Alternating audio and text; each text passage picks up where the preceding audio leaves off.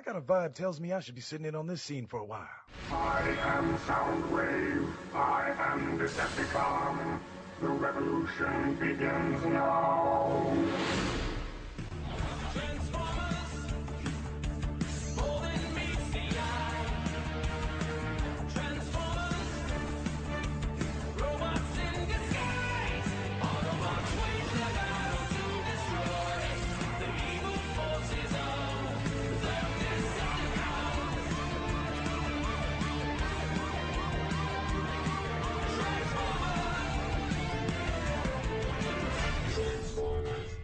Jazz here, and I'm jiving to this episode of Transformation Animation featuring Mike Blanchard, Stephen C. Phillips, and Michael Wilson. Hello and welcome to episode 4 of Transformation Animation Podcast. I am one of your hosts, Steve Drew and Mike, and joining me is Steve Megatron. Hello. Hey, sir. And Pecan Court Michael. Hey, how's it going? It's going. So what's going on with you, Steve? It's going. Other than that, I've been... That's all I got. Yeah. Ta-da! No, I've been working on voice crap lately, trying to land at least one paid gig, which it's proving difficult, and like the other voice actors, the real ones say, you can't get discouraged, you just have to keep going. You may get one, you may not, whatever, just keep auditioning. So that's the plan. Besides that, I rented, more so, a book on how to actually act and improv at the library. Good. So that I can actually, kind of put my marbles where the voice is. So. Yeah, you totally need that. I mean, you're good with the voices. I think what you really need to work on your improv. Yeah, because when I get put on the spot, I'm kind of like, hello. Exactly. And so, yeah, that's part of it. And then, other than that, the teaser poster for Beast Wars Dark Glass was released 2 days ago. I saw that, and my response was... You didn't see my response?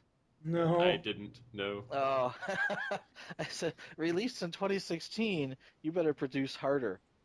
That's what she said. But, well, they have no. been working on it for how long now? At least a year already? So. They've been knocking out the modeling of the characters and trying to get the bipeds so they transform over the last year. It's been a year or so since you first told us about this. From now until 2016, that's a long time to do stuff. So I'm sure it is, but the problem is we've only got 3 people that can actually do the texturing and animation. So that in between doing their normal, like, real life jobs and their families and all that, so it just kind of is, they want to get it pumped out faster. It's just, they don't want to disappoint people, kind of like how Duke Nukem did. We're coming out 1999. Wow. 13 years later, so they're setting a farther target date so that if it does get done sooner. 13 years later, and we still give you a shitty game. Yeah, so that's why we set the date so late, is so that because all the voicing is in, everybody's approved except for our fucking Rampage. So if I don't hear back and the backup won't do it, I'm gonna recast that role because I'm getting tired of waiting. I've been badgering for 3 months on this. Everybody else has turned their lines in. Yep. So yeah.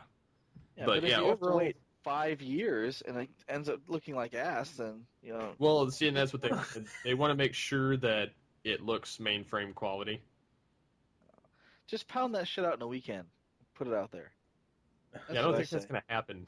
This coming from the guy that won't do any YouTube videos because he says it takes too much damn work to do them. I want to do it right. All right. Going back to you just said it, Michael. These guys, they want to do it right, and if it takes them 6 years to do it right, then it takes them 6 years to do it right. Well, it might be 6 months, not 6 years. In 6 years, technology is going to be so advanced that in that field that it shouldn't take 6 years to do it. Well, it's not going to be now 6 years. There's tools now that do all the animation for you. I mean, It's going to be can't be that 5. hard. But It's gonna be.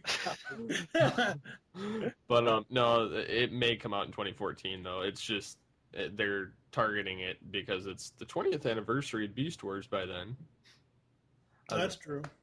And I mean, like I said, 15th anniversary of Beast Wars. Yeah, it's well, not technically that's this year. It's not going to come out this coming weekend at TFCon. They're attempting the poster at TFCon with everybody's names on it. Yeah, I saw something like that. It was associated with TFCon. And it's like Dark Glass. I'm thinking. Well, Dark Glass is poster? not associated with TFCon. No. Dark Glass isn't what you probably saw, Michael, was the... You saw the TFCon thing, and they used some of the modeling, like the guys that are doing Dark Glass had to take a break from it to do that for John Bailey, who made the TFCon teaser. Yeah, there was a TFCon teaser with David Kaye voicing Megatron again, but the model was from the Beast Wars Megatron model was from the Dark Glass stuff. Yeah, Yes. they probably pounded that out in a weekend, and it didn't look bad. No, but it also wasn't just them. They had the guys that usually do all the regular animating, their that Blaster Inc. or whatever, and then the guy that does John's normal stuff, and then they've got some of the other 3D animators. So, yeah, that's if they could get everybody on board, I'm sure they could pump this out within a year. Yeah, But since it's just these 3 guys, it's probably going to take a while. Hopefully sooner. I'm optimistic. Crossing the fingers. Yes. And what the have you been? toes. Okay then. Did you say What have you been up to, Michael? Nothing. I'm just doing the daddy thing. Who's your daddy? Who's your daddy? Since I'm in Indiana, it could also be, who's your daddy? Oh God, that's a horrible joke. That is that's right. hilarious. Who's your daddy? Who's your daddy? Who's your daddy? That's right. Oh God. Yeah, Alright. so that's what I've been doing, just taking care of the kids and watching them grow, and it's they're adorable at this age. And Aiden has been watching Transformers Prime with me. Yeah. He likes it, but it was funny because we watched these 3 episodes that we're about to review. We watched those 4. together, and he loved it. 4. I'm sorry. Well, I watched 3 of them with him, but he loved it. He thought it was awesome. He loves Bulkhead. He loves Bumblebee. Okay, wait. Did he You watch- said you were watching Transformers Prime with him. This is Transformers Animated. Well, that's what I'm saying though. We watched animated the first 3 episodes, and then we watched Prime together, and he's Okay. like, who's that? And I said, it's Bulkhead, and he goes, oh yeah. That's almost like your story of him watching Star Wars. Uh, Yeah. was that from today? I believe so, about Luke. Oh and no, we Anakin. were reading a book. It was story time, and he's got a book called Star Wars Heroes, and each page has a different character on it. And we did Luke Skywalker and Obi-Wan, and then there was Anakin Skywalker, and I said, well, this is Anakin Skywalker, and he's like, well, is that like Luke? And I said, well, that's Luke's dad. And he goes, oh, well, he's Darth Vader. And I was like, yeah, I got this geek pride thing going on. Like, I'm so proud of my boy because he put this together, and he's never even seen Empire. So I don't even know where he got that from, but I just thought it was funny. That is funny. Yes. And as for me, I've just been doing the normal stuff. I recorded an episode with Animation Aficionados, Neil and Ben over there. Recorded the Twig Topic Show on Captain America. That'll be out. That'll be coming soon. What else have I been doing? Been going through the almanacs a bit, just looking at different stuff in there. And that's pretty much it. So I think we're going to get into some episodes. The Autobots. Illogical. Autobots are machines. They are traitors who live to serve the humans. Conclusion. Autobots must be destroyed.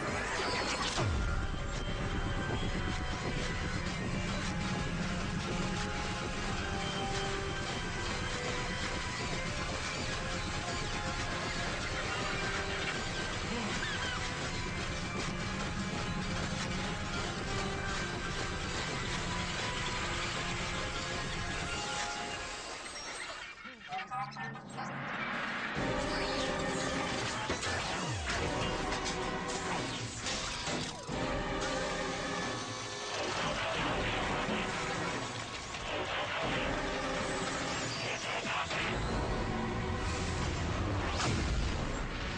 am Soundwave. I am Decepticon. The revolution begins now. Soundwave transform. Operation recruitment. Now we will all evolve and rule this world. They're only machines, you know. They'll do whatever you tell them. Precisely. So first up today is Sound and Fury. Megatron creates Soundwave, a robot in the form of a toy robot for Isaac to give to Sari for her birthday. Bulkhead is the only one who finds the toy to be a bad thing and finds out that the toy is evil. Unknown to Sari, the more she uses her key on Soundwave, the more he will evolve into a bigger robot, which Megatron intends to use as his new body. However, after using the key many times, Soundwave becomes self-aware and assembles all the robots in Detroit to combine with them to create an army. When the Autobots catch wind of Soundwave's plan, they try to stop him. Most of the Autobots get overwhelmed, and Bulkhead goes down to the sewers to confront Soundwave. Soundwave tries to convince Bulkhead to his logic. Bulkhead tricks Soundwave and smashes him to pieces, but Soundwave survives as a cassette player. Dun dun dun. Dun dun. Yeah. Now, we've had bad human villains so far, but they're tolerable. Like Angry Archer, I can tolerate him. Nanosec, I can tolerate him. Worst human villain ever, Professor Princess. Are you fucking kidding me? I like Professor Princess. I dig it. Oh my god. She's here to save us from awful, violent toys. Okay, but alright, hold on. Alright, so you just said that she's here to save us from awful, violent toys. Yeah. She's here to do that by being fucking violent. Really? Well, how violent are, kittens shot from a bazooka? If they explode, they're pretty fucking violent. Well, what kills me, though, is she's not here to rob banks. She's not here to take over the world. She's here to trash my stuff. I love that. What better motivation for a supervillain? And you can't say she's not a supervillain because she has a flying, powdered sugar? Pony. Powdered sugar, the flying. What's a unicorn pony? Apocalypse pony. It's a Transformers My Little Pony crossover. Straight it's up. Awesome. It is awesome. Did you see the name of the toy store that she trashes? Yeah. Wyatt's Toys. Wyatt's Toys. That's Yeah. awesome. Yeah. If I were making a cartoon, I would totally have a Wilson Toys, and I would have Professor Princess fly powdered sugar in and trash it. I thought this was, I don't know, the whole birthday party thing, like, they've had a theme to go along with every story, so, not every story, but most of the stories. Like, we had the Halloween episode that centered around Black Arachnia. We had what was the other one? The kind of 4th of July thing that centered around Nanosec. Yeah. And now, all of a sudden, it's Sari's birthday. Sure, why not? I guess, but as we've said before, time in the animated universe is very, very weird. Yeah, we haven't seen a Christmas episode yet. We go That from doesn't come July till, to that October. doesn't come till season 3. Okay, so July, October, and now it's supposedly springtime again. Because, it gets really cold in Detroit. Yeah, But it seems to be nice and summery here where all the kids are out in the stadium. yeah. Yeah, I would know how Michigan is. It sucks. Exactly. It's even worse in Chicago, I think. But yeah, that was funny because they're like, of course they came. You're their parents' boss. Yeah. Yeah. Daniel is there. Yep. Daniel Daniel's makes there. another appearance. So the question becomes: Does Spike work for Sumdac? No, he works for Sam. He works. Oh, that's bad. sorry. I had to throw that Works bad for joke. right over my head. I'm sorry. Sam, he's saying he works for Witwicky from the movie. Oh, no, he is Sam from the movie. Better hair.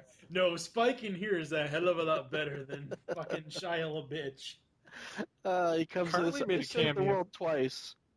You better hire me, fucker. You know. Carly made an appearance. Do you think that was Carly? She looked a little tan. In this Carly. episode? Yeah. Oh no! I only noticed Daniel. Daniel. It's obvious he's front and center. I didn't notice if Carly or Spike. No, Carly wasn't in this one. Carly showed up in Headmaster, I believe. Oh, okay. Because because Bulkhead was busy trashing the area, and he tore the arm off of the reporter bot. Oh, that's right. We'll get to that. Yeah. Well, Daniel was crying, and then somebody ran over, but it didn't look much like Carly.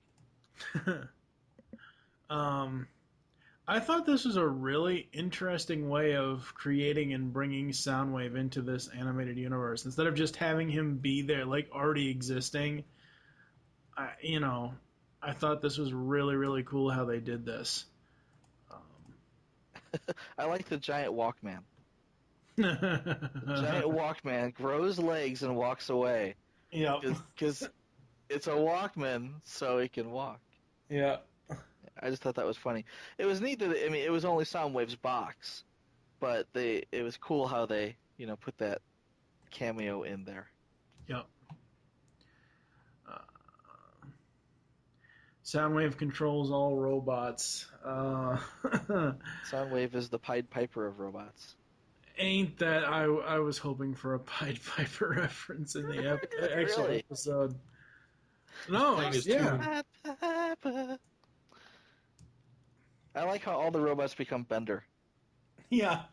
Die, all you meatbags. That was great. That was great. I love Soundwave's upgraded form. That's just so awesome. He does look cool. It's better in the cartoon than the actual toy. The toy version of it, the actual action figure. The same. Of it does. It looks the same. I don't know. Soundwave is too. Soundwave, the deluxe Soundwave action figure, he's midget. He doesn't even feel like a deluxe to me at all. And I know it's in the animated style. I know it's in the animated workings of how they made the animated toy line, but yeah, that I would have to say is like one of my least favorite animated toys. Oh no! See, he's a little stocky as a toy, stocky like short and squat. But I really think that's how he looked in the cartoon too. Yeah. I think it's a great toy. Now, what I would have liked to have seen is a talking Voyager-sized toy. Oh, yeah. You transform him, and he says, the revolution begins now. Yeah. I think that would rule. Yeah. That would. Why is he awesome. made of Legos in the show? Well, he's not made of Legos. He's made of other. No, I'm saying when he shatters. Oh. It's almost like it's not Legos, but I mean it's the same mentality similar, of if you throw a Lego creation against the wall, it's going to shatter into a million pieces. Well, when it shatters, you see little bits of robot flying around. It doesn't look like Legos. There are a couple of scenes when they're sweeping the stuff up, when Bulkhead's cleaning up, that you can see a little bit of like the circular block things on some of the pieces. So yeah, I can kind of see that. Anybody notice the Crimzy Please Stand By TV screen? Yeah, that's a nice cameo. I love that. That's so awesome. And I guess winking means people aren't going to do what you expect them to. I think the wink was just there for Sorry to realize that he was just kidding. Yeah. It wasn't like I'm gonna pull a big twist. It's not like M. Night Shyamalan is over there winking. Wink, there's a twist coming. It's just like to let her know that I'm not really going to squish you. Yeah. It just looks like I'm going to squish you. It's okay. Yeah. And I love Megatron's line at the end. When I get my when he's talking about the key, when I get my servos on it, as soon as I have servos. I just kind of love this episode all around. I didn't really like outside of Professor Princess. I really didn't find too many things that wrong with it on my own watching it. I like it because it's Soundwave. Yeah. I mean, and yes, there are humans in this a little bit, but it's not. I mean, this isn't a total human episode. This is more so an almost all robot episode. Yes, there's Sari's party. Yes, there's Sumdac and all that. But I mean, to have a total, to have a Soundwave that's characteristic is machines should take over the world, and actually showing him taking over machines to take over the city. I thought that was really cool. Yeah. I really liked Soundwave in this, and one of the things I liked most is that they actually used the voice modulator. Yep. But Yeah. That's Jeff Bennett doing the voice, though. Oh, well, I mean, I'm just saying, barely yes, they understand what he use was the modulator, but it's actually, it's Jeff Bennett who's credited as Soundwave, I saying. believe. Yeah. Well, I don't expect Frank Welker to come back and use the voice modulator, but Uh-huh. I thought it was nice. I know, well, because I'm one of the biggest complainers, period, but I'm one of the biggest complainers about not using the voice modulator in the movie. Yeah. And the big reason there was you can't understand what he's saying. And, I would, counter that with he doesn't say much. He had like one line in each movie, maybe two in the last movie. Yeah. But the fact is, when Soundwave talks here, I don't understand much of what he's saying. I literally had to go back and listen to it again to understand what he was saying. So, I mean, that was a downside. But the one thing I understood him saying was when he was calling out the operation. Yeah. Operation recruitment. And Yeah. I think he said it twice. Yeah, But that's a that nice was- touch. It was awesome. It was really cool. So I was happy. I mean, as far as Soundwave goes, you got to have a Soundwave. But I was just really digging the way they did it here. Yeah, it was. Steve, what did you like about the episode or didn't like, or what do you got for the episode for Sound of Fury? Well, human characters aside, because, Yeah.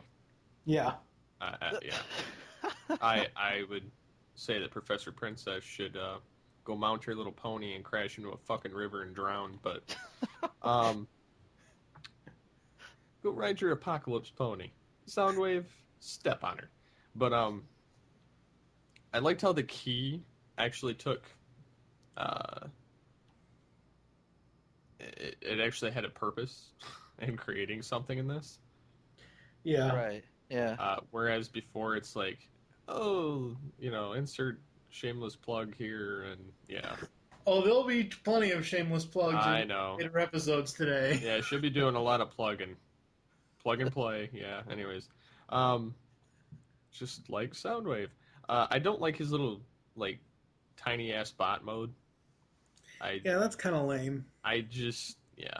But when I he do like starts how when he off- transforms to his cassette player mode, he does look like the classic Soundwave. Oh, yeah. At the end, or what do you mean? When he's like Both times. stripped down to nothing? Yeah, when he's just basic boombox, it's at the end, pretty much. Yeah, yeah. Well, I mean, there's a whole reason why he started off as a skinny little, toy robot, and then kind of grew and grew and grew. So I would have been disappointed if they would have said, "Here's Soundwave," and you've got Soundwave. He turns into a giant Walkman. I mean, when I was really happy when the giant Walkman walked away and it was a little tiny robot, because I thought, okay, now this is the type of thing that you would give to a kid to dance around and sing for. Yeah. Not Soundwave. But Yeah, yeah, but- I but did something like small. how they did that though. No, it was cool. And it kind of gave her an incentive to keep using the key. Because she does it once and he pops out speakers, and she does it again and he pops out huge subwoofers, and she does it again and he gets bigger and plays more music. And she's thinking, wow, what is going to happen next when I use the key? So she just keeps doing it. And that was Megatron's plan all along. He wants her to create him a new body. So using the key is a bad idea for her, right? But a good thing for Megatron. Yeah. And I love the constant eye shift. The constant eye color change from yellow to red. Oh, yeah, because yellow was the eye color of the toy, Yeah. and red was the eye color in the cartoon. Well, not even that. No, in the cartoon, he starts out having yellow eyes, and I'm once sorry, she starts using the red, key, right? once Red was the color in the G1 cartoon. right. All right, so he's shifting back and forth from those two iconic colors. Yeah, and that's the thing, because throughout this entire series, and this isn't a spoiler, so Kevin, you don't have to fast forward or anything. Throughout this entire series, they use color shift in almost everything. It comes in big in season 3, but they use color change all the time like that, kind of like going, just fading from yellow to red and back and forth. Right. So I did like how they did that. Thought that was really cool. What else you got, Steve? Did you notice Krim Zeke made a appearance? Yep. Yeah. I thought that was kind of neat. Overall, I think I like this episode just for the G1 nostalgia and actually watching Soundwave do something more than just eject shit. Yeah. He actually did Torment on his own, which was quite nice, and his beefed up mode, you gotta admit, looked pretty badass. It was cool. So, I would say that definitely, other than Professor Princess, I like this episode.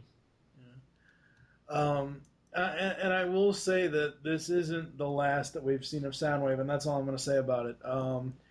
What about you, Michael? What did you like or dislike about Sound and Fury? Well, I have to defend Professor Princess. Yeah, because Are you her awesome. knight in shining armor? Exactly. I'm gonna ride in on a sad little pony to rescue her. No, it's just so damn cute. It's like death by cuteness.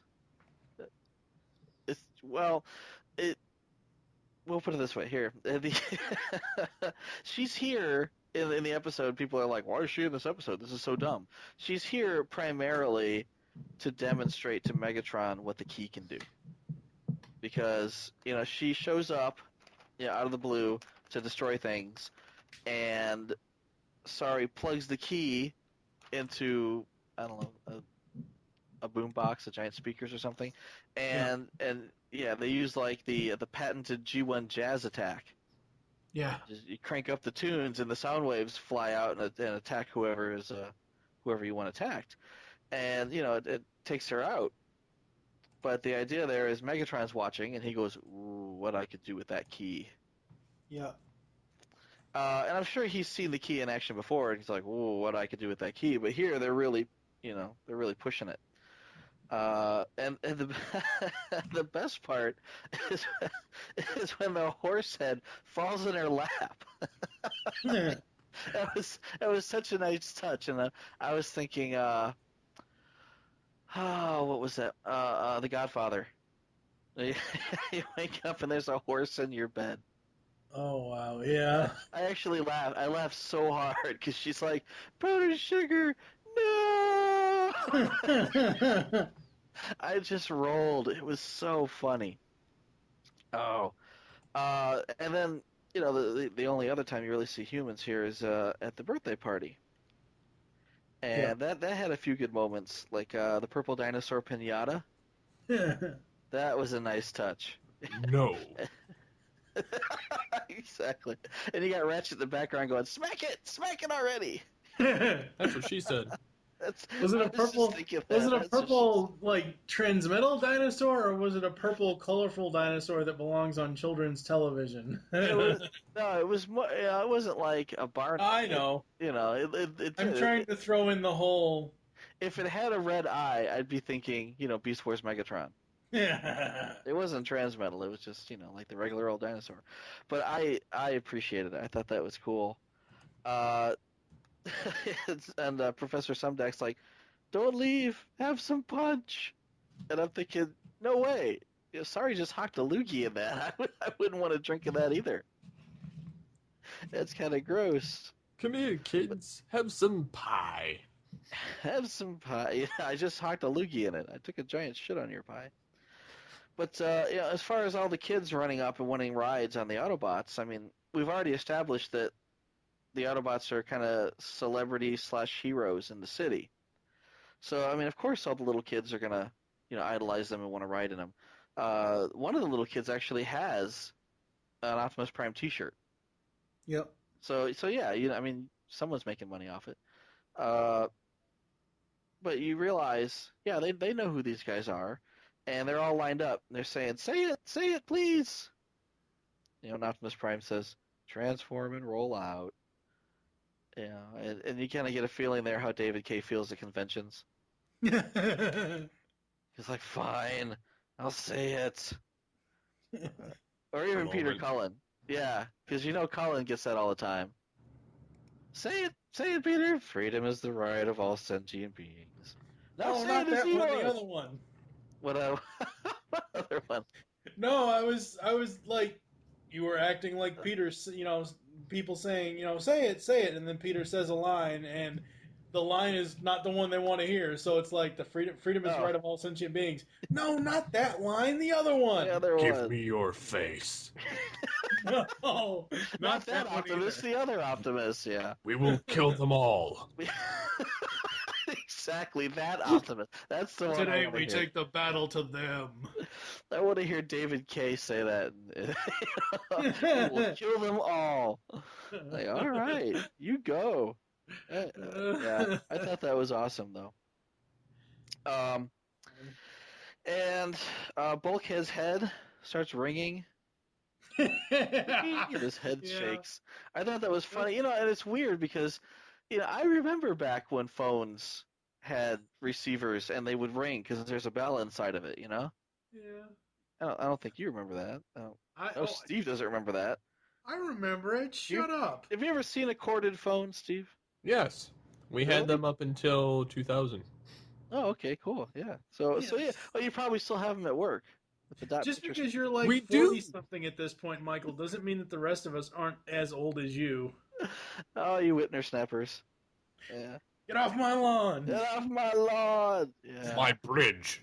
Well, it's like things that you don't see so much anymore. Is like glass phone booths and corded phones, but no, I mean his head's ringing like an old corded phone, and I'm thinking, man, that must suck for him. Every time somebody calls him, his head shakes and Well, that only happens when Sari calls him because she hacked. She hacked her phone to ring on the Autobot frequency. Well, the other thing that kills me, and this is another anachronism, is when Soundwave intercepts it, you get the modem sound. Yep. And the modem so what we have here is Autobot Online. The AOL. Or Autobot on Demand. We have on demand. Autobot Online. You've got mail. Got mail. Goodbye. Yeah. You know what I noticed about Megatron. Now that Michael's pointing out the Soundwave interception of the call? Did you notice the cord he used is kind of like the cord that that Soundwave uses in G1 to spy on the Dinobots in one of the episodes? I didn't catch that, no. The cord that Soundwave uses in Animated to plug into the phone jack is kind of like the cord in G1 with Soundwave in tape mode. Like, it was where the meteor crashed. It was one of the Dinobot episodes where the meteor crashed and Megatron's going to turn the Dinobots against the Autobots. In the very beginning, they're like, Soundwave, spy on what's going on over there. Instead of sending out one of the cassettes, he sends out some wired line, and it goes across like 3 buildings in G1. So that was what I noticed about Soundwave and Animated using that cord. Okay, I'll buy that, sure. I'll find it on YouTube later. Yeah, find it, yeah. Well, yeah, and lastly, at the end, everything comes full circle. Because you start off with Professor Princess, who is absurdly cute. And absurdly absurd and fucking obnoxious. Well, the whole point is she's adorable. She uses throwing stars that look like daisies, and she shoots kittens out of a bazooka. It's just this death by cuteness coming at you. So everything is very just absurdly sweet. And then at the end, you have Megatron watching Bulkhead and Sari play the xylophone, and he says, "How disgustingly sweet." So the episode starts with sweet and ends full circle with sweet. It doesn't really end full circle because I don't know if it was before or after that, but like right after that scene or right before that scene, you have the G1 cassette, and it shows up the Decepticon symbol, but then the background of the cassette deck glows red. It goes from black to bright red. So, So he's still a Decepticon. Oh yeah. So much as identifies himself with I am a Decepticon. Yeah, so very cool. Anything else on Sound and Fury? Oh, that'll cover it. All right, we're going to move on. Lug-Nut? What's happening down there? Report, blast you! Report! Ow! Careful with that! Don't be such a big baby. I'm just fixing you up.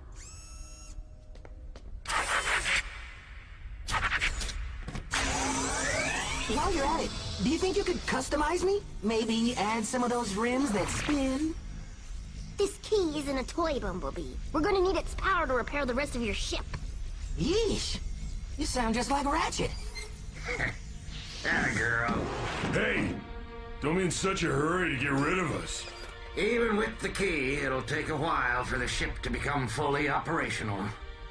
We might be around for a long, long time.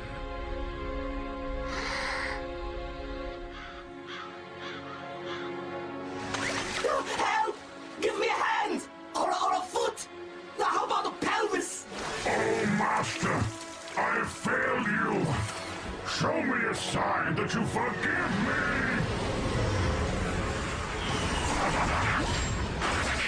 I'll help you downgrades, but only if you pledge undying allegiance to me. For fuck's sake, you fucker. Wrap this shit up right now. Narwhal, narwhal, swimming in the ocean. Because they are so awesome. Up next is Lost and Found. When Megatron's two deadliest warriors, the three-faced triple changer Blitzwing and the strong, obsessively loyal Lug-Nut, arrive on Earth looking for their leader Megatron, the pair tear up the city of Detroit. Optimus Prime and the Autobots battle the highly destructive Decepticons, only to get beaten back by their seemingly endless arsenal of weapons. Megatron, seeing that Lug-Nut is the most loyal, manages to make contact and orders him to obtain Sari's key. With the key, they can locate the Allspark. With that, Megatron will be able to return to power. Optimus decides to use Sari's key to repair their ship so that they can get off the planet and lure the Decepticons away from them. But Sari doesn't want them to go and stubbornly refuses to help them, even to the point of sabotaging their ship. Oh, God, give me a break. However, the Allspark reveals that if Megatron gets the Allspark, he will destroy everyone and everything in the universe. While Optimus Prime and the Autobots battle Blitzwing and Lug-Nut, Ratchet and Sari reactivate the ship's weapon system and blast the sweet pair to scrap. Starscream suddenly appears and promises to save and repair them, but demands them to serve him only. Oh, I love Crazy Face Blitzwing. Yeah, again, I think each of the Blitzwing faces are kind of lame, but when you put them all together and have them interact with one another, it makes it better. Yeah, I love Crazy Face Blitzwing because you never know what the hell he's gonna say, and I think that's awesome. Kind of like when they're arguing back and when the Ice Face and the Fire Face are arguing back and forth between the jet, the tank, the jet, the tank, and Crazy Face pops up and says, "Why not both?" You know, I really dug that. That was cool. Yeah, they don't actually say it if he's. Oh, they don't actually say if he's a triple changer though. It's just like, well, is he a triple changer because he just decided to be? Yeah, pretty much. I would assume so. Well, sure, why not? Yeah. Car, game on. Poor Ratchet. Seriously though. A ball hits you in vehicle mode, it startles you so much it causes you to transform. He was asleep. Well, he shouldn't be taking stasis naps, even at his age. Yeah, that's all you do when you're that age. Well, you should know. You're getting close there. I'm getting up in the years, yeah, but you'd think that they have a house now. Or actually, they're out playing in the parking lot in front of their headquarters. But you'd think if you have a place to live, go sleep in your room, or wherever you have a bed or whatever you got. Yeah. If you're sleeping out on the road, you expect to get hit with a ball, or a hockey puck, or whatever they're doing, or a car. Exactly. I just really like Blitzwing in this. I think he's awesome. No matter, and they actually find out later about how to bring about his demise, which is kind of interesting. So that comes up later, but later in the series actually. But I don't know. I really, really dig Blitzwing. I don't really care for the Ice Face, but the other two are okay. Like I said, I like Crazy Face the best. I'm still not a fan of Lugnut, though. I still say I understand that Blitzwing being the only triple changer, I get that that's part of the storyline and part of the franchise. I don't care. It still should have been fucking Astro Train. I hate Lugnut. Oh, you'd rather have two triple changers show up out of the blue? That's right. Oh, okay. See, now, I like Lugnut. I think that he's everything you would want in a Decepticon. He's Inferno, but big and burly. Yeah, he's got this huge weapons platform mode where he bends over and shoots missiles out of his back, like a Suriname toad of death. And he's he's bigger than Bulkhead. He's like he can carrying go toe around to toe. tidal wave. Exactly. Yeah. I mean, he's got a lot of bulk to him, and he's got that punch of kill everything. The poke. Yeah. The POKE, punch of kill everything, which he uses at least once. Yes, he does. Yeah, so I like it's like his signature move. I like Bulkhead. What I don't like about Bulkhead, and which I think nobody likes about Bulkhead, is the fact that he's just so obsessively loyal. You mean Lugnut, not Bulkhead. Oh, I'm sorry, Bulkhead. Well, they're kind of the same, but yeah, I get what you're saying. Kind of both one-trick ponies up to now, but no, I think with Lugnut, sorry, not Bulkhead, is just he's obsessively loyal, and it's not so much that he's like, oh, Megatron's the best, but it's all the time. Every line is, oh, hail glory, hail our wonderful. All hail the glorious yeah. Exactly. It's the same line every over time. Over and over and over, and it gets to be worse than Fan Zone and his I Hate Machines. It's like, say something else. Well, you know what I found really, really funny in this episode, because they're coming back to Earth, they're looking for Megatron, and Bumblebee says, "Oh, well, we scrap. He's on some scrap heap," and I almost stop. You got me fucking. I almost called him Bulkhead. God damn it, Michael. Sorry. Lugnut is like, no, it's a lie. Megatron lives, and the first thing I can think of is, the cake is a lie. The Megatron is a lie. Megatron hanging upside down, bound from the ceiling of Aperture Science. Shit. Not that funny. It kind of, well, yeah. The cake is a lie. Megatron is a lie. Yeah, that's kind of funny. You want me to work with this protoform? Yeah, well, I want to work with a grumpy old bot. That almost perfectly describes our relationship. So, yeah. Right. I am 31. I'm not that far behind you. Thank you very much. It never ceases to amaze me that Steve is like 22 or something. 24, right? God, 25. Just a I can't pup. remember how old I am. Just a pup. He was born in '86, so there you go. I hadn't even met my wife when I was 25. I was, this was a long time ago. Transformers the movie, man. That's my saving grace. Yeah, exactly. You were born the same year it came out. And I kind of made an annotation in the synopsis about this, but seriously, sorry, just because you don't want them to leave, you're going to try to sabotage the ship. That was like a low moment for me for Sorry. That's a little ridiculous. Even if she's an emotional 8-year-old little girl, that's still... Oh, what else is she going to do? But the problem I have with it is she gets so much, she's like, ooh, wires. I can sabotage the... Just like, seriously, just because you don't want them to leave, you go from being all sad and really, really, getting some character development to, oh my god, I can sabotage the ship and rip out all these wires. And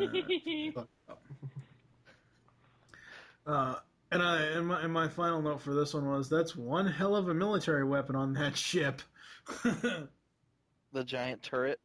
Yeah, that was awesome. Yeah. The Omega Supreme turret. Yeah, that was so awesome. Steve, what do you got for this one? Megatron returns. Not in full fashion, but partially. It's still another Beast Machines Megatron moment. I love how he's starting to show, like when he shows to Lugnut. Sometimes when you first saw him showing to people, like on a screen or whatever, like to Nanosec, he showed his Cybertronian face, which is his, all, dolled up face and not destroyed. But when he's talking to Lugnut, he shows him his current head. He shows him his destroyed, damaged head. And I thought that was really interesting. That's because Lugnut is his bitch. Ain't that the truth? I mean, he's like, Lugnut, save me. It's like Inferno all over again. Oh, thank God David did not do My Queen. Oh, thank God. That I would would have laugh. been so weird. It would have been funny, but it would have been so weird. Little too much there. Yeah, little too much. It would have been funny though. But yeah. I like the ship. Because the ship is the shit. It's awesome. Yeah, I think it's funny that Sari refused to use her key for Ratchet for the ship. Like, Yeah. no, I'm not using it. Which was probably a backlash from the fans saying, no, fuck that key. And then, so they're like, all right, fine, fuck that. No plot development either. So they ended up using the key anyway. Again. Kevin, where's our count? Even now, the Allspark is telling Sorry to stop using the key. It's like, look, you keep this shit up, Megatron's going to get a hold of it, and then we're all screwed. Is that what you want? She doesn't realize that at the time because she doesn't know who Megatron is, but the Allspark basically says, here's this giant Megatron head, it's eaten your key, and then it becomes a giant robot.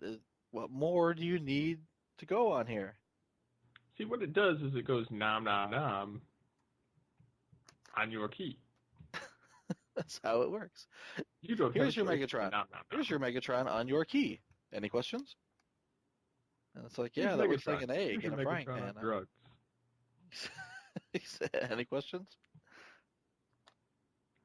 Need Johnny Depp doing a PSA. Have Charlie Sheen there. That'd be a little more time. He replaces Megatron, and after the Allspark brings him back, and then he comes back, looks at Sari and says, "I'm winning." No. Why not? That'd be awesome. That would be funny. Charlie Sheen does not need to be in any Transformers universe. Charlie Sheenatron. No. Or Blitzwing says, "I'm bi-winning." No, he's try-winning. He's try-winning. Oh, God. All right, anything else, Steve? Well, this is what Blitzwing would say. I can play all by myself. Yes. Okay, then. Yes. I don't know. Yeah, other than that, I like how they finally revealed Megatron to the Decepticons. They brought the other Decepticons back in, and they made Sorry a little bitch in this episode just for a little while. Yeah, she was meh. I don't think she needs that kind of character development. Well, no, but still. Okay. Okay. What about... So that's it, Steve? Yes. All right. Well, I just want to make sure you get all your thoughts in. So. Oh man, I got so many interesting ideas on this episode. Oh really? We could spend the next half an hour easily discussing them. So let's get started. I'm really worried. Yeah. So what do you got? In the beginning of the episode, they show the lunar rover getting crushed by I think it ends up underneath Lugnut's foot. I'm trying really hard not to say bulkhead. That's Lugnut's foot. He's on the moon. Careful! You stepped in something. But that reminded me of the Mars rover in the first Transformers movie. Oh yeah, that's interesting. Yeah. Or the Moon rover in the last movie. Yeah, because that one too. Although that one didn't get stepped on. Yeah. But so Lugnut and Blitzwing are on the moon, and they're talking about what he just stepped in. He's like, "Ooh, gross." But Lugnut's big eye reminds me of Portal. Going back to Portal again, because if you look at it, well, not when his eye is big and wide, but when it's like narrowed, it kind of looks like the Aperture Science logo. Because it kind of irises in and out. Yeah, that's true. Yeah, I was thinking we should totally have the theme song to Portal playing at the end of this episode. Probably not. It's not animated related. Oh, but it's such a cool song. I love the G1 construction workers. Oh yeah, those are awesome. Yeah, when they show up and they've all got the blue jeans and the hard hat, the gloves, and the boots. Yeah. Yeah, I thought that was cool. I mean, it's a nice homage. I like to see those. But, the new arrivals also mistakenly think that the cars, or the construction vehicles in this case, are the dominant species. Yeah. They show up and he's got the crane in a stranglehold. He's like, "Talk, damn it!" The crane's not going to talk to you. The crane doesn't talk until much later in the series. Blitzwing and Lugnut take off when they're leaving the battle with the Autobots, just as they were winning. But they end up fighting each other and land conveniently in a military base. So, and I bring this up because I was sure that they'd be construction vehicles in the beginning, because they first land in the construction yard, and they're building things, and they grab a hold of the crane, and he's like wrestling the crane to the ground. But I'm thinking he's gonna turn into that crane. This is gonna rule, but they don't.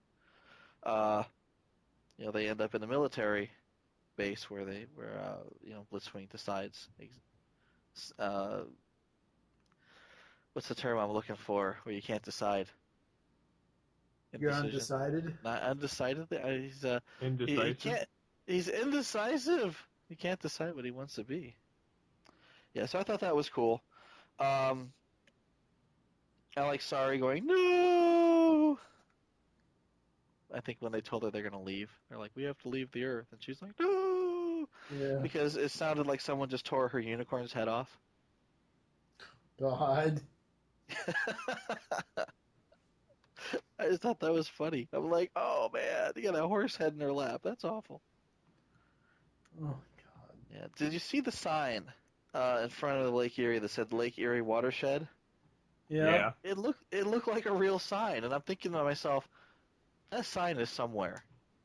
Somebody went out location scouting, saw that sign, and said, "I'm going to put that sign in." I mean, I don't know if Wyatt did it, but I could see, Derek Wyatt seeing a picture of it and going, "Ooh, I'm going to put that in." That's going to be a location. Actually, I don't think Derek Wyatt did the backgrounds, because a lot of the background images for, the background art for these are not quite in his style. And a lot of them are really nice. So I'm actually thinking someone else put that together. I'm not sure. Oh, and at the end, you've got the Decepticons in Lake Erie getting blown up by Omega Supreme's tank turret. But, I mean, at this point, don't they know where it is? I mean, they've been there. Shouldn't they just be able to go back? Yeah, that's true. It's not like it's hidden anymore. I mean, maybe, they could make the ship fly or go somewhere else, but it doesn't actually get up and leave the lake. Well, we get to that later because we haven't. Much later, yeah. Well, not even much later. I mean, it's the next couple episodes. Not really? Well, I thought that was closer to like season 3. Of the ship flying? Yeah. No. Oh. Season 2. Oh, okay. Yeah, we'll get to that pretty soon. Yeah, pretty soon. We'll round up on that pretty quickly. And lastly, I dig Sari's impersonation of Ratchet. Yeah. She's like, "This is not a toy." Yeah, she even looks like Ratchet. It's kind of funny. Yeah. Yeah, she does really good impressions of Ratchet and Optimus. Yeah, that's funny. She's like, nag, nag, nag. She wants to grow up and be a voice actor. Be a Toys R Us kid. I don't want to grow up. She's like, I've got all these Autobots. Gotta catch them all. Catch them all. Sorry, I had to do a connection to the Team Rocket blasting off again. Blasting off? Yeah. Woohoo! I've connected it full circle with TVU. Exactly, because we were making the Team Rocket references all the way back to G1, weren't we? Yeah. I think when you first made it was when Rodimus was flying through space. When they were all flying through space in that G1 episode. I don't remember exactly. I don't think we have. It's one of the 5 Faces of Darkness episodes. Yeah. Where they're like, we're floating. Oh no! I know what it was. It's 5 Faces of Darkness Part 1, where it shows all the movie stuff, and then it shows them floating through space, and everybody's like, "Where are we going?" Rodimus is like, "I don't know. I'm just sitting back here catching the ride or whatever." And it was him. I've got an image. I had an image of him floating through space, and I think that's where you first made it was. I don't know. I'm not sure if we have any fans that would remember that far back. Right. Yeah. It was almost 4 years ago. Woof. Was it? No. Really? No. Like 2 years ago, 3 years ago, maybe something like that. 2.5 top. So, is that it for Lost and Found? Yeah, that's it. All right, we are going to move on. I believe it's time for me to greet our intruders personally. Rhodes, you see that our guest is comfortable.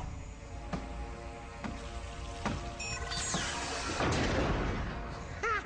Your friends are toast. What do you got to say for yourself now? I gotta go potty. Again? I'm a little girl, that's what I do. What's with the holographic trees? And what's this island got to do with the Sumdac kid anyway? There's something you're not telling me. Oh, can't think of anything. Okay, maybe that.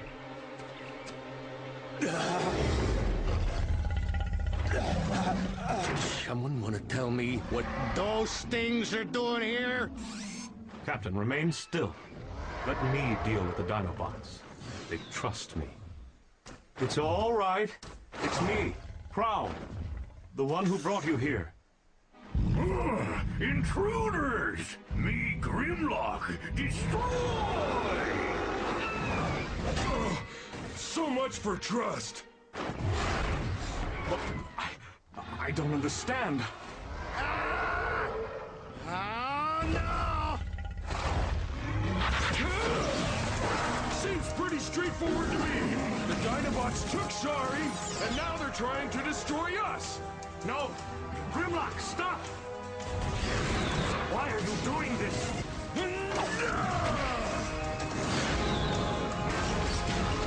They're doing it because they're mean and dumb, and we should have never helped them escape. You helped them escape? Hang on.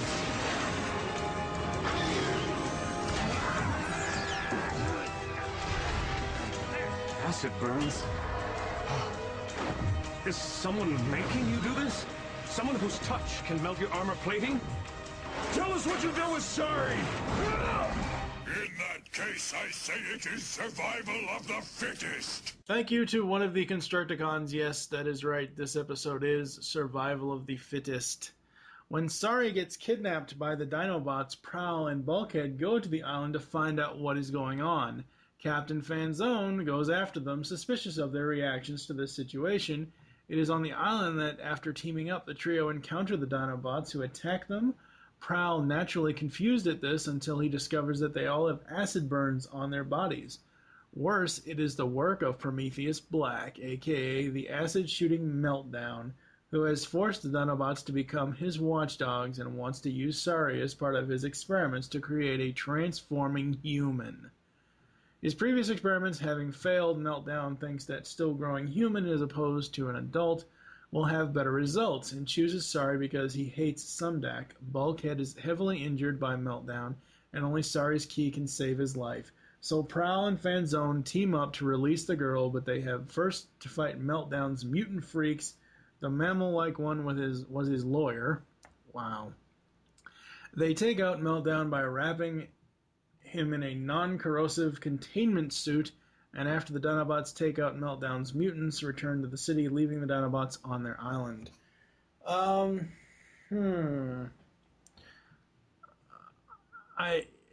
giant...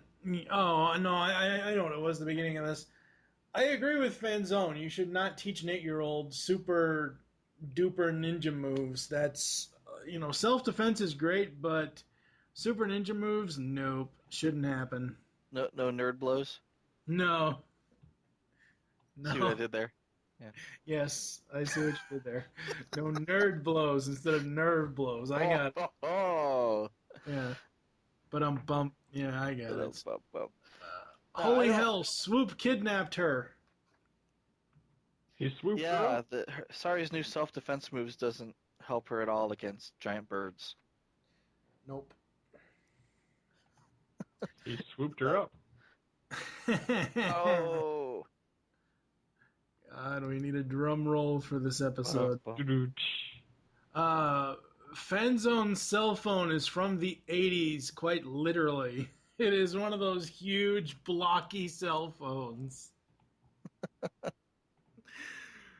Oh my God, you remember those, right, Michael? I knew somebody who had one like that, but I didn't have a cell phone until they became about half that size.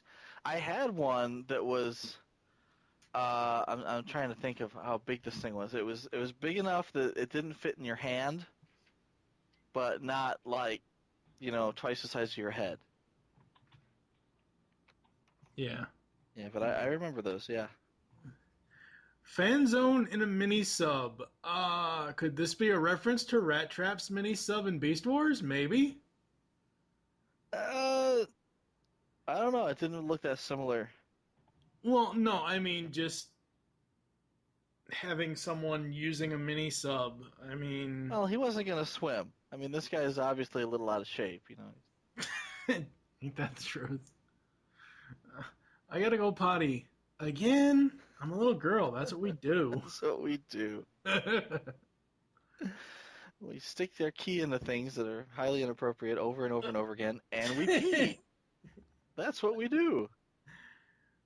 A transforming human. Yuck. That's not... Ugh.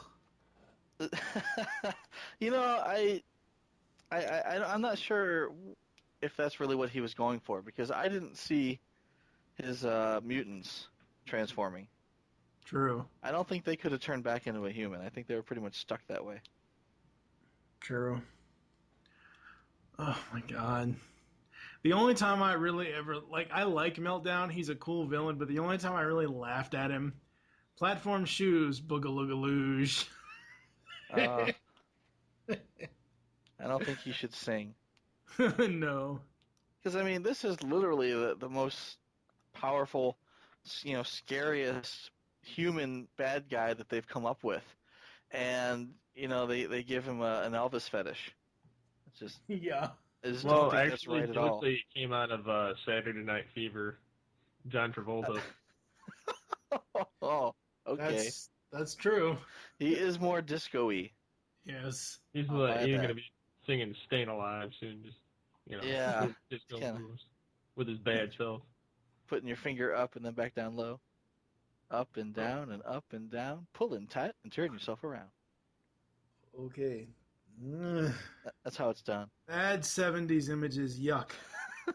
We're talking about that 70s show. No. Dinobots transform. They couldn't do that before, right? Because this is like the first time that even Prowl has seen them. Like we saw Grimlock transform at the end of one of the episodes last time, but this is the first time the Autobots are actually seeing the Dinobots transform, and it's like, wait a second. Yeah. Well, they transform, but still Snarl and Swoop don't talk yet. They could have said something. They don't talk ever. They don't talk ever, really? They don't. I don't think Swoop or Snarl talk throughout the entire series. It's only Grimlock. Oh, that's a shame. So no, I knew Snarl didn't talk because he ends up being somebody's pet. Yeah. And that would have ruined it if he would have been like Snarl, Snarl, Snarl. Oh, Snarl another cat. Pokemon reference. No. When Michael said Snarl, Snarl, Snarl, I was thinking Snarf, Snarf. I was about to say Snarler Cat Ho, but yeah. Snarler Cats Ho. Snarl, Snarl, Snarl. Oh my god. All right. Could have been a Pokemon reference though. I don't know, like Snorlax. Oh yeah, that's Snarl sleeping true. all the time. Yeah, that's true. Snorlax. Now, if I had a choice between prison or letting my pets destroy me, I would pick prison. Honestly, I think I'd prefer to let the pets destroy me. I think so too. I wouldn't want to get be the butt of all the jokes. Yeah. Prison rape aside, I don't think there's anything that the Dinobots could do to him. I mean, he's made out of acid. What are they gonna step on him? They can't touch him. They're gonna catch him on fire. He's made out of acid. He's not gonna burn. He's just gonna flow away. They could burn up his clothes, and he could just soak down into the soil and bide his time. I mean, they know how to imprison him now. Yeah, that's true. I would have been like, sure, leave me with the Dinobots. I'll catch y'all later.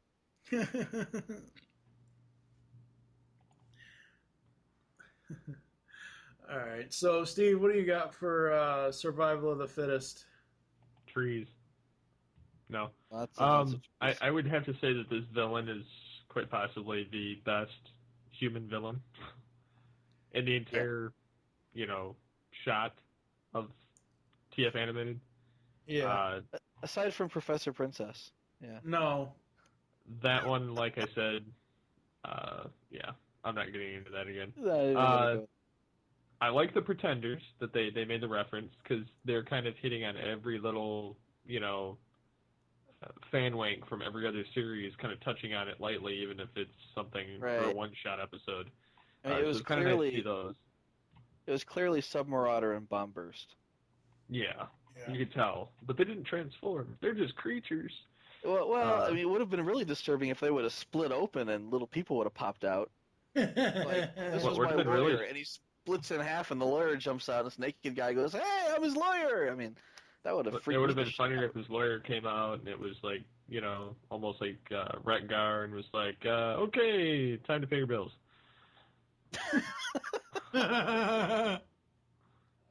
Come to the doors, the Pretender, real creepy lawyer guy. Anyways, it was nice to see the Dinobots all transform and, do their Three Musketeers dance.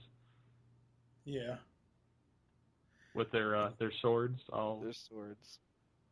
They were crossing swords, but yeah, it was. Anyways, it was nice to see them transform and everything. And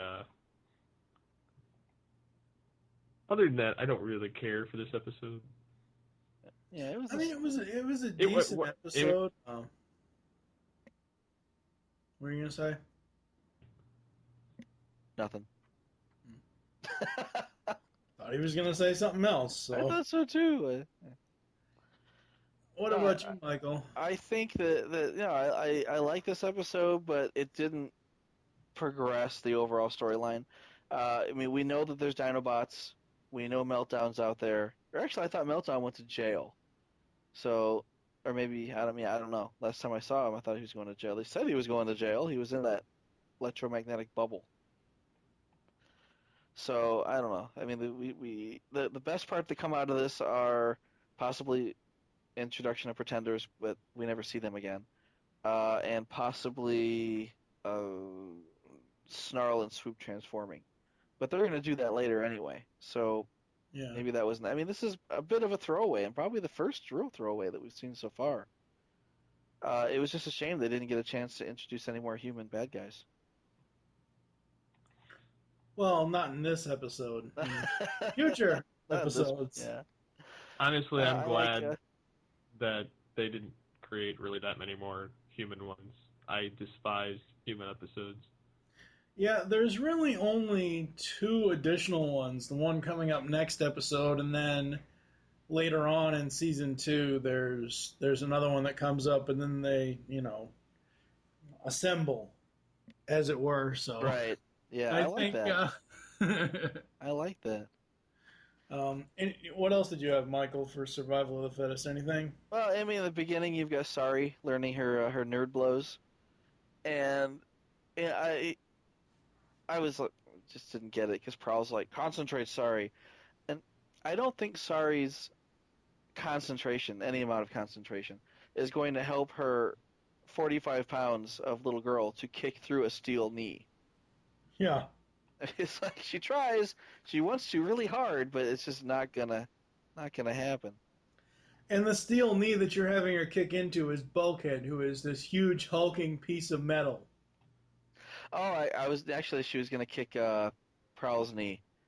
She actually does, I want to say, kick Bulkhead, and he like freaks out. He's like, oh, I'm dying. But it's a delayed reaction. She goes to kick him, and then there's nothing, and then 5 minutes later, Bulkhead starts hopping around on one foot. It's like, really? Yeah. He's just playing. Even after he crashes into stuff, he's like, too much, Yeah.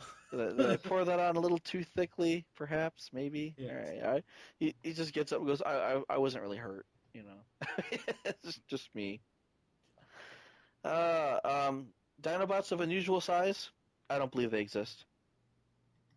A little Princess Bride reference there. Yeah. We see more of Fanzone than usual in this episode. And I was expecting him to hate machines at least 3 times. He didn't feel like it this week. No, he only said it once, I think. He said it when the phone fucked up on him. Did he say it more than once, though? I don't think so. I know he said it at least once. I was expecting it like 3 times. Like when he's on the phone, he's got this giant cell phone that doesn't work, and he's like trying to click over, and the cop's like, "Still me, Captain." Nope. So for like 5 minutes straight, nope, still me. Which I thought was funny because I've had that happen to me. I can totally relate. So I liked seeing Meltdown again. I thought maybe it was a little too soon. I mean, I realize you're not going to see human villains once you get into like season 2, but give it a little while. Let us see. I don't know, a Professor Princess again. No, still too soon. Let us see. I don't like Nanosec. I like Angry Archer. Let's see Angry Archer again before you start cycling through bad guys. Yeah. At the end, I'm wondering if the Dinobots kill Cyrus Rhodes and the Pretenders, because they've got them all captured, and they basically ask Cyrus, or not Cyrus, they ask Meltdown, do you want to go to jail or do you want deal with these guys? And he's like, I'll go to jail. And then they bring out the Pretenders and Cyrus Rhodes. And, immediately the Dinobots are turning on them. They're like, slowly I turn, step by step. And then all you see is this big explosion on the island. But in the next scene, when they're on the boat, they say, okay, we got all of them. But there's no Cyrus, and there's no Pretenders. And Cyrus and the Pretenders don't show up in the series after that. So I'm led to believe that the Dinobots killed them. Quite possibly, yeah. Yeah, and nobody says anything about it anymore. I mean, it's like on the boat ride home, they're not like, "Fuck, did you see what they did to that guy?" Like, well, you know what's done on the island stays on the island. Yeah, in little tiny bloody burning pieces, apparently. Exactly. Yeah, and you know, in closing, what 8-year-old doesn't want to learn ninja moves? I know when I was 8, I wanted to be a ninja. I still want to be a ninja. That would rule. You're not Keanu Reeves. That's right. I'm a ninja. I'm a hoodie ninja. Kung Fu. Show me. But if Meltdown can kidnap Sari so easily, you know, just send a giant bird out to grab her, what's to keep Megatron from getting her to access her key? Arms and legs? Oh. Yeah. Yeah. He's got nanobots and he has control of other robots. He could do that. I mean, it's just a good thing that Meltdown didn't know about her key or what it could do. Because, you know, then you'd have all sorts of people trying to come get her. Yeah. But no, I'm thinking if it was that easy to scoop her up and kidnap her, then you think Megatron would, and you know he's watching. Yeah. He's like voyeuring in on her bedroom at night. I almost said Shit. that he's peeking on her. Exactly, he's peeking in on Okay, her. let's move on because this is getting kind of Giant creepy. freaking bird flying by the window. What the hell is that? Not that he's watching her in her underwear or anything. I'm just waiting. He's just watching for. Okay, let's move on. Oh my God, what is wrong with you?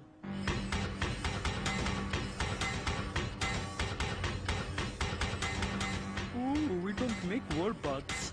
Oh, you are so fired. Oh, yeah? Well, take that, old man! If you're too much of a wuss to make headmaster units, I'll just have to make them myself! Yeah. Dude! My own company! That would be so wicked sick! All I need is bag loads of cash! And about big enough to hold my headmaster unit. And finally up today is Headmaster. Henry Masterson, creator of the Headmaster exosuits, is fired by Isaac Sumdac, who states that the Sumdac Systems Company doesn't make weapons of war after the exosuit makes one of Isaac's robot models unstable. To take revenge on Isaac, Henry becomes Headmaster and plans his revenge by taking over Bulkhead's body. The Headmaster eventually succeeds in taking over Bulkhead's body and fights the Autobots using it as weapons built into the Headmaster unit. He also causes the city's generator core to overload, threatening to destroy the city. By the time the Autobots defeat Headmaster and knock the Headmaster unit off Bulkhead, the overload is at the point where the only way to stop it is to manually push the containment grid back into position. However, nobody can survive the conditions inside the core, so it's essentially a suicide mission at first. Optimus plans to do it himself, but Bulkhead has the idea of creating a new robot. To do it, the Autobots create a patchwork robot in time, and Sari animates it with her key. The robot succeeds, and it is melted, damaged, and inanimate remains are put on display. So basically, you have an Autobot X. Basically, and they send it off to melt and die. Yep. And then they hang its head from a pike. No, it's pretty rough, right? You know? Yeah. I mean, it's not just me that thinks that thing might have been alive at the end, and they sent it off to die. That's not the type of decision that I think Optimus would have been willing to make. Now, I don't know if and when we do get an interview with Mr. Wyatt, I will ask him this, but I swear every time I see Sumdac, it reminds me of just how Derek looks. I don't know, it's like, because I know Derek always loves the color green, and he always wears green, and it's like as soon as I heard the whole beginning of this episode, when Masterson's talking to him, and Masterson keeps saying Warbot, Sumdac's like, did you just say Warbot? Ah, you said it again. Warbot. Yeah. I am seriously happy that the reporter bot got smashed. I hated that reporter bot. He tears off his arm. Yeah. You smashed my special arm. Tough. Bulkhead That's a comic reference. Sorry. Yeah. Yeah. Bulkhead the artist, really, they're going that route. We've already established that they cannot make Bulkhead any more gentler. It's just not possible. Oh, it's nice because that's like his thing. He destroys things. That's all he basically says. That's all I'm good at is breaking stuff. Which was fine back when he was trouncing Dinobots. It's like, well, fine, I'll just trounce stuff. But here he's trying to make something, which is nice. It's it reminds me of Star Trek Next Generation when Data was trying art. Back me up here, Steve. Yeah, but Data is a little bit more intelligent than Bulkhead. Data's a hell of a lot more intelligent than Bulkhead, but to begin with, Data was kind of like derp because he didn't really know anything about human culture. There you go. Yeah. Yeah. Totally justified. Uh-huh. Winning. Now, Winning. knock it off.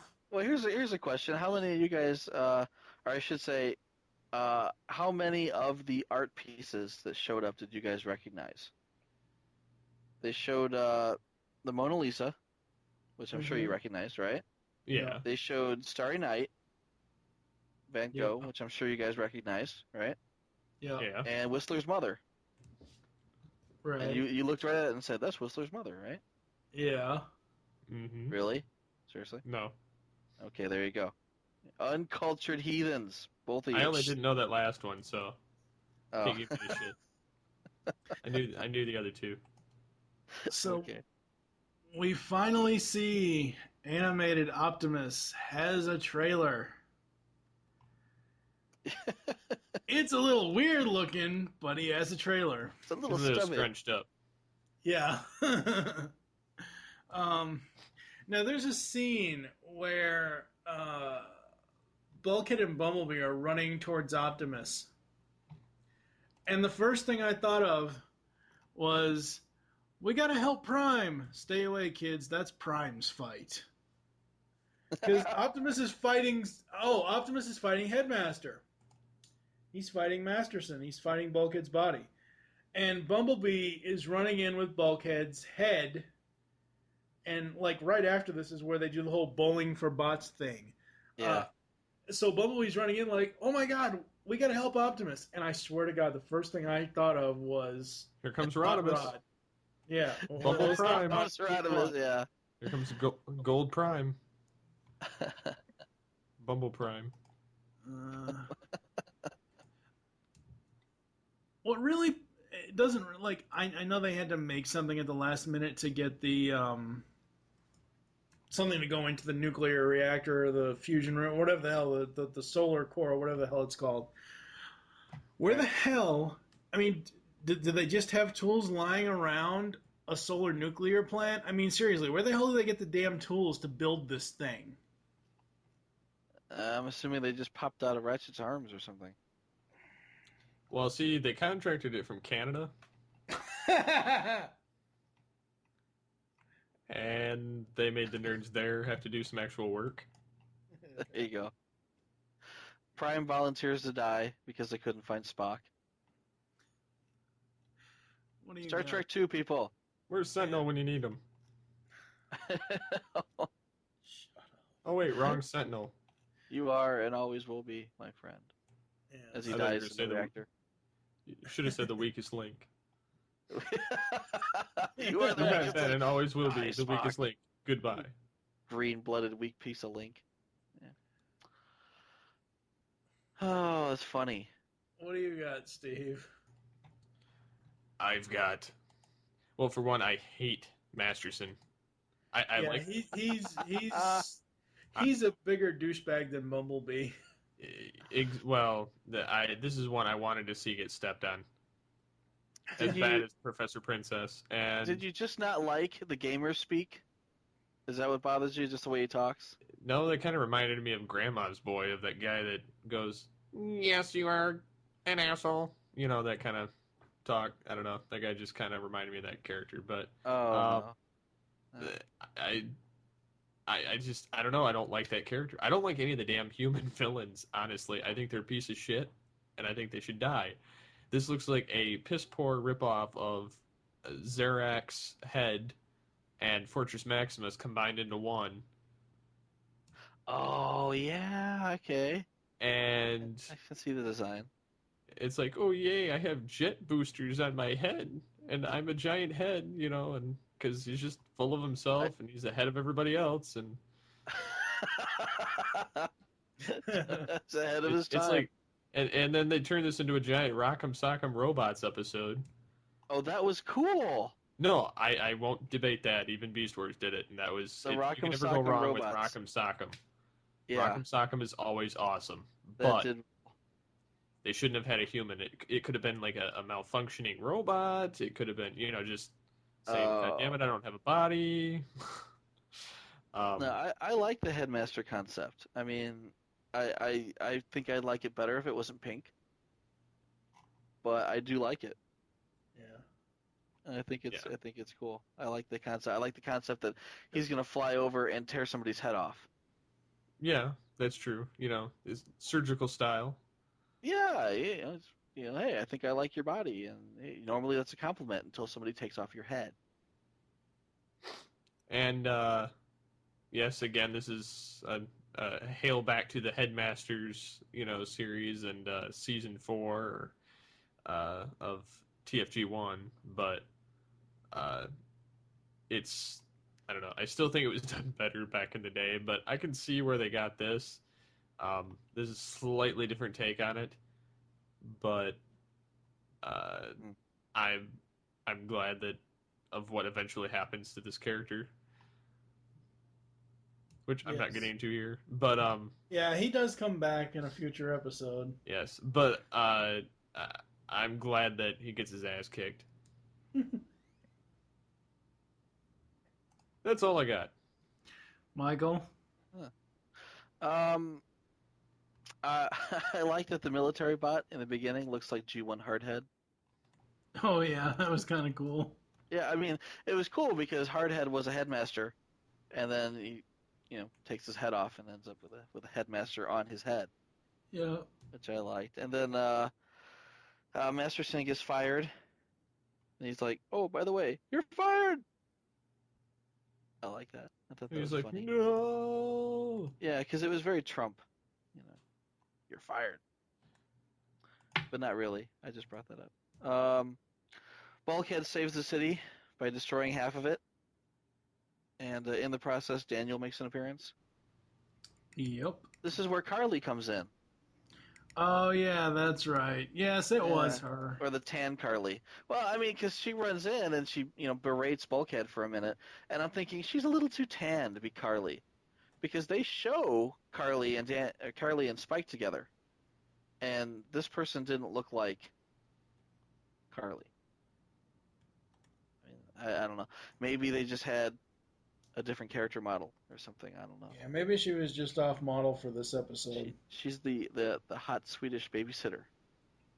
Oh, God. Named Carly. And Carly. Keep going. They name her Michaela. Michaela, the hot Swedish babysitter. Oh, okay. Next note. I made a note about Bulkhead's art that sounds like a dot matrix printer. I think we just covered that already, though. It's funny, too, because I haven't actually heard a dot matrix printer in a very, very long time. But it's just funny to hear. I think my first computer job, I was selling computers at Sears, and they still had one dot matrix model at that point. And that would have been. That was back when Epson used to be in. It was like 1993, 1994, something like that. You know it's bad when you work at a place where they still have them. Exactly. And they're slowly phasing them out. Ladies and gentlemen, Steve Megatron. Yeah. I got a Good print night, everybody. here. Yeah, I made this printout here. Can somebody tear off the edges for me? The damn thing won't line up in the printer anymore. That's what the edges are for, because they got Well, the what you holes gotta like do this is side. realign the bastard every time you want to print. Yeah, but you could, I so don't miss dot matrix printers. I don't miss the sound or the having to align the bastards. Yeah, but the ink cartridges last forever. Oh yeah, I couldn't count on even one hand. The many times you had to replace it. Yeah, because it never died. Never die. I know. It seems like, new printers, I have to change them all the time.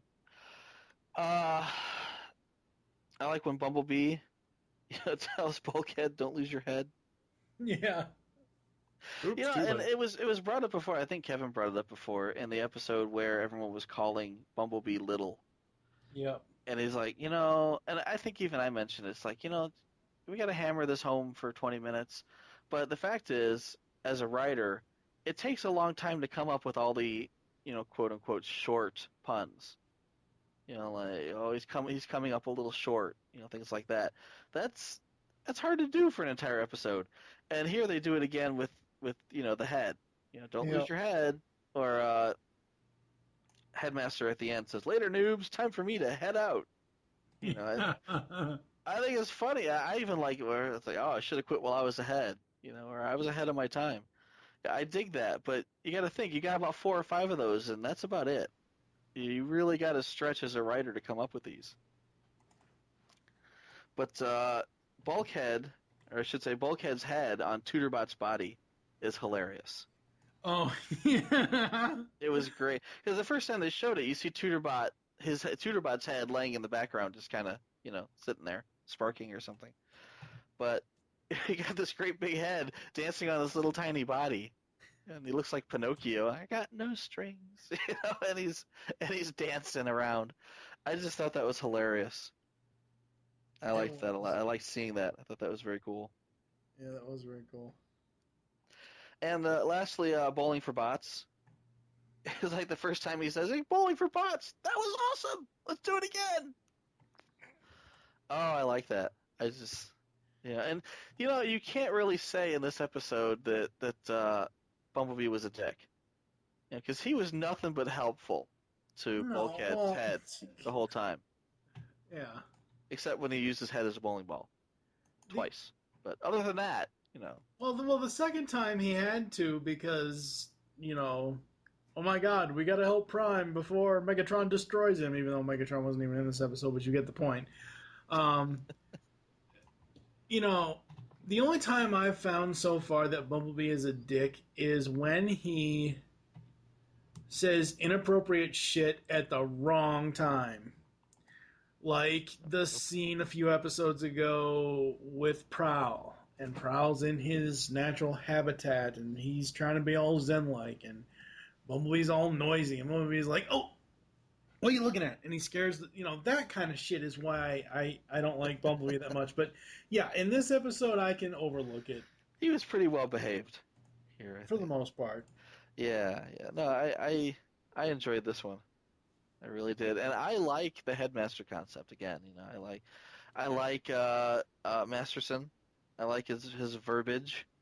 I'm gonna try to incorporate noob, ownage, and fragged into my vocabulary as much as possible from now on. Oh my God.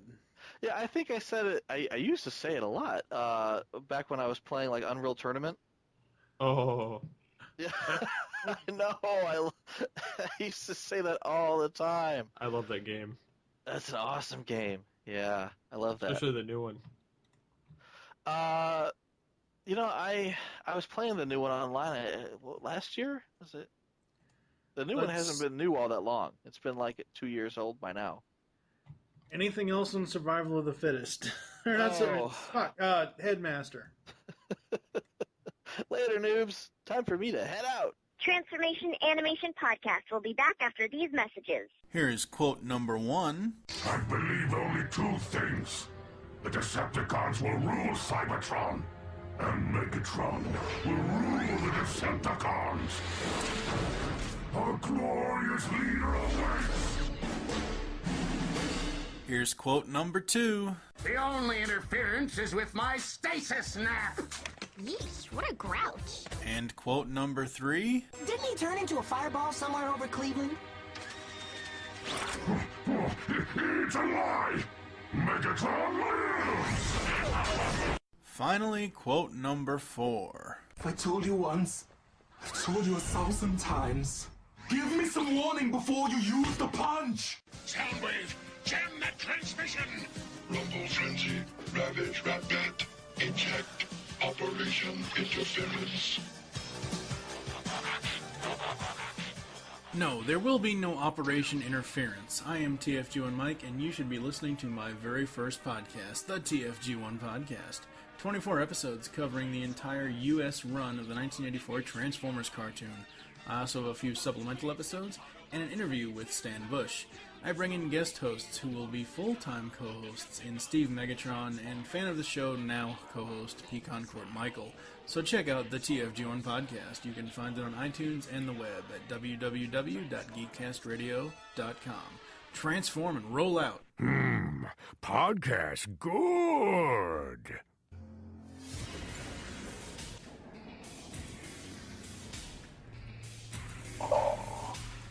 Welcome to my throne room, Future Tales. The Beast Unleashed podcast is over, not gone. You can hear more of this great podcast, discussing all the episodes of Beast Wars and Beast Machines on GeekCastRadio.com. We include voice actor and writer interviews with stellar hosting by Steve, Mike, and Michael. Head on over to iTunes or the net, or else I will send you my vehicles to extract your spark and destroy you. Yes. Hey guys, it's Optimus Solo reporting live from Cybertron, giving you my thoughts on episodes 10 through 13 of Transformers Animated from a first-time viewer. First off, I just want to clear up a couple things from last episode. The reason I have a problem with Black Arachnia crying is not because she can't be emotional or have her moment. It's the fact that they are having a robot, a machine, shed tears, which so far in this series we've had multiple times where they have given the Transformers human characteristics that would be impossible. That's my only problem with it. And with the Destronium and the Autobot alloy, I understand what Destronium was, I understand where it came from and the naming and everything. My problem is the fact that they are suggesting that Autobots and Decepticons are made of two different types of metal or alloys, and that's something I have a big problem with. But I just wanted to clear those two things up. Let's get right into episode 10, which is Sound and Fury, written by Henry Gilroy. Let's start with the negatives. Professor Princess, the third of the terrible human characters that we've seen so far. I feel like there's been more of that, but I'm only remembering 3 so far, and Professor Princess is the third one, riding her My Little Pony ripoff, another Hasbro property. The dog named Sparkplug, negative number 2 of this episode. Another just easy plot device here. Let's do this all around a birthday party. It's kind of lame. Also, I don't understand at the party why the kids are wanting Optimus to say transform and roll out. They made it seem like that's something the kids had heard over and over and over again, and it's like their favorite phrase, and they wanted him to say it. I guarantee these kids would have never, ever heard him say that before, so that was kind of a what the fuck moment. And then Soundwave. I mean, obviously this whole episode is about Soundwave, so let's get right into it. Introducing him as a robot that makes music that is given to Sari as a birthday present, and the look of him originally was really lame, I thought. I'm just not buying that. Also, there was at one point when the Autobots, Optimus Prime and Prowl and all those guys, show up to the park where Bulkhead is, and I don't understand why they showed up there. They showed up there, and then they almost immediately turn around and leave. Like, what was the point of them going there? I don't quite get it. Another thing I don't get is Soundwave in the beginning was like, you know, machines are good, humans are bad. Megatron's like, Autobots are bad. He's like, no, Autobots are machines. Machines are good. And all it takes is Megatron saying, hey, the Autobots are traitors. And Soundwave's like, oh, okay, the Autobots are traitors. Autobots are bad now. It's that easy? Like, that made no sense whatsoever. This episode is absolutely terrible until Soundwave goes rogue. Once Soundwave goes rogue and turns into his eventual form there, the episode's a lot better. Unfortunately, that's only like the last 7 or 8 minutes of the episode. I do have a question, though. Every other time Sari has used the key, it has had an immediate effect. Why does it have a delayed effect with Soundwave eventually evolving into his later form? And I don't know. The best part of the episode was once Soundwave goes rogue, and I do like the little Kremzik emblem that we had on the TV. So those were the two good things. Overall, this episode is pretty bad, minus the last 7 minutes of Soundwave. So I'm giving this one a 5 out of 10. Let's move on to episode 11, which is Lost and Found, written by Rich Fogel, who you will remember as the guy who wrote Meltdown, Total Meltdown, which was a god-awful episode. I will say he completely redeems himself with this episode. I love the G1 style construction worker with the same color scheme as the G1 construction workers had at the beginning. That was great.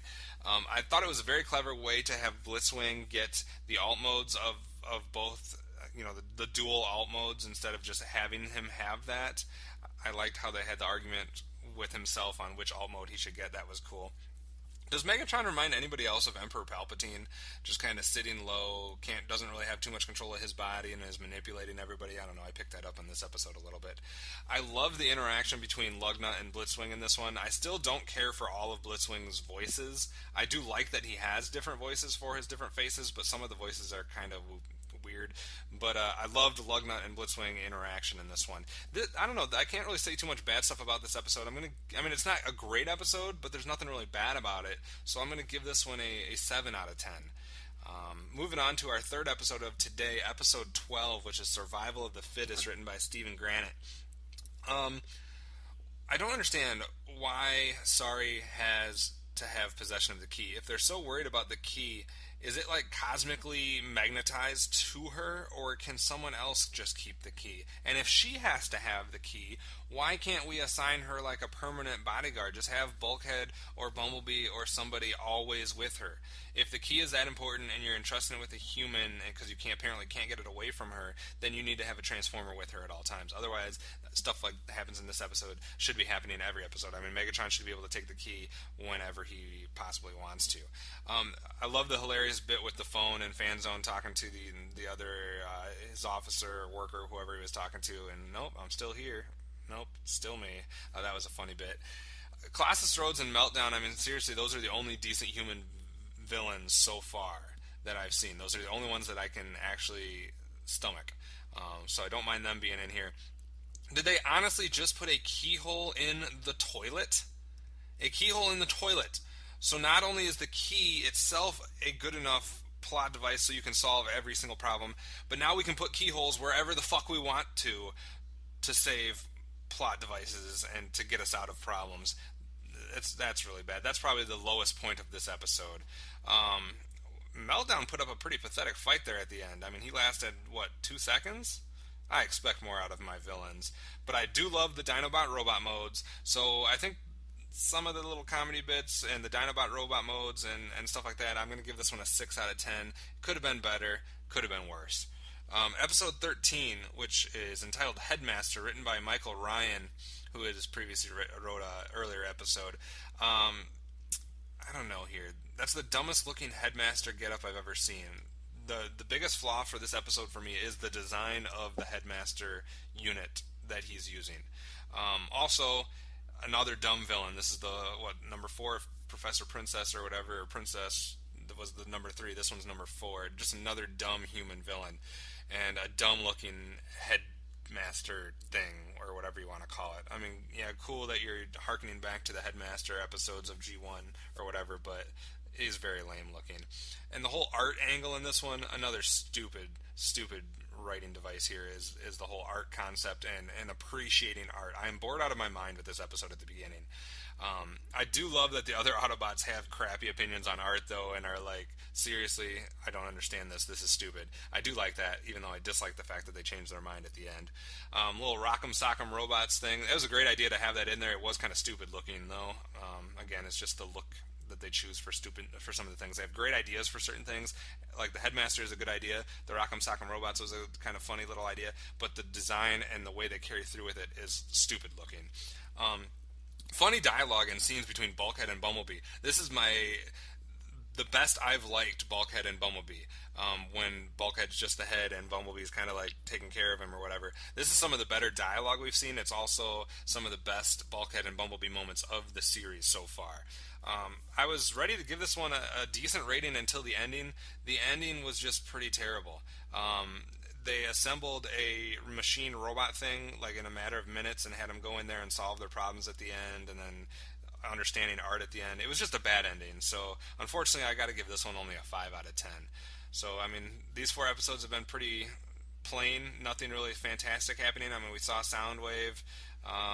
We got a little bit more development with Lugnut and Blitzwing and Bulkhead and Bumblebee a little bit, I guess, but really nothing to write home about in these 4 episodes. So hopefully it'll get better in next week's episode. So back to the guys on Earth for their rebuttal against my Cybertronian correspondents. Now back to Transformation Animation Podcast. And it's time to respond to that Cybertronian correspondent. First up is Sound and Fury.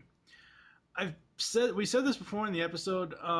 Kevin doesn't like, Kevin's not sure of how the kids know all about what Optimus Prime's catchphrases are, and as Michael pointed out, they are kind of heroes.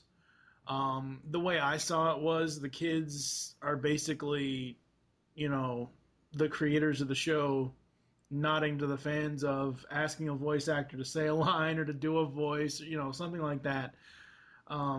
As far as Soundwave going rogue and the Autobots being bad, and Megatron explains that the Autobots help the humans, in which Soundwave... Kevin had an issue with Soundwave accepting that the Autobots are bad immediately. But, I mean, Megatron pretty much says it's because for Soundwave to destroy the Autobots, regardless of them being machines like they are, the reasoning is that they serve the humans, and Soundwave agrees that no robot should serve a human. So that's why the whole turn there. As far as what Kevin said about the Sari using her key, he said that the stuff about she's used it before multiple times on different things and it's had no effect. Megatron specifically set the Soundwave toy up to the point where every time she used her key, it would increase its power. So, see, that's what I was gonna say. Yeah. As far as Soundwave starting small, but then upgrades later, it's like Megatron programmed it specifically to evolve each time Sari used her key.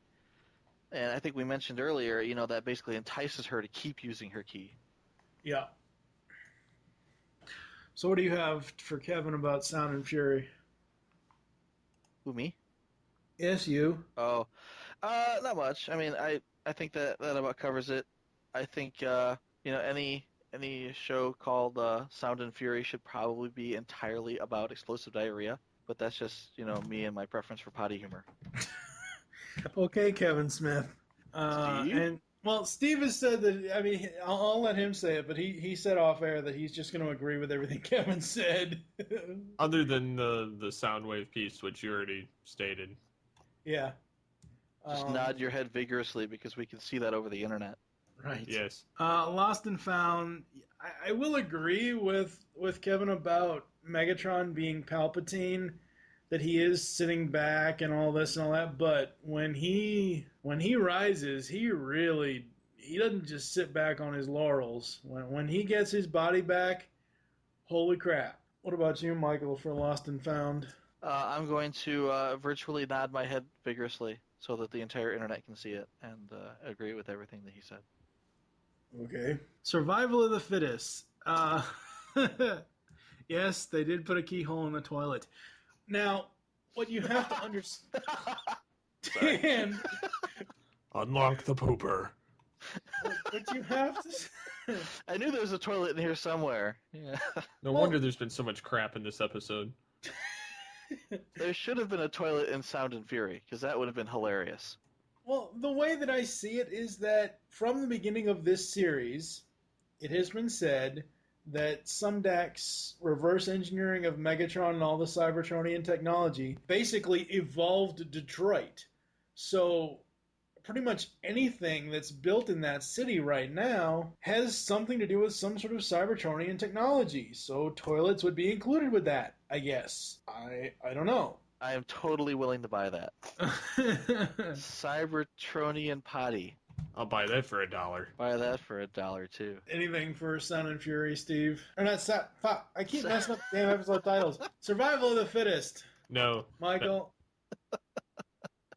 No. And I don't have anything for Headmaster. Did you guys have anything for Headmaster to respond to Kevin? No. I did. I mean, Kevin basically said that he didn't like the Headmaster unit or the Headmaster character. Uh-huh. And I brought it up during the episode itself, but I'm thinking, maybe the Headmaster would have been cooler in a color other than pink. Yeah. I mean, if the Headmaster were like black and red, if it was like black Xeric colors, black and gold, that would have ruled. Everyone would have been like, woo, but he's pink and maybe with purple highlights. It's just not as menacing, But yeah, I mean, he made that point. I think that, it's not. I don't want to say for Kevin, but I don't think it's that it's a bad character. I mean, it's a cool concept. I like the gamers speak.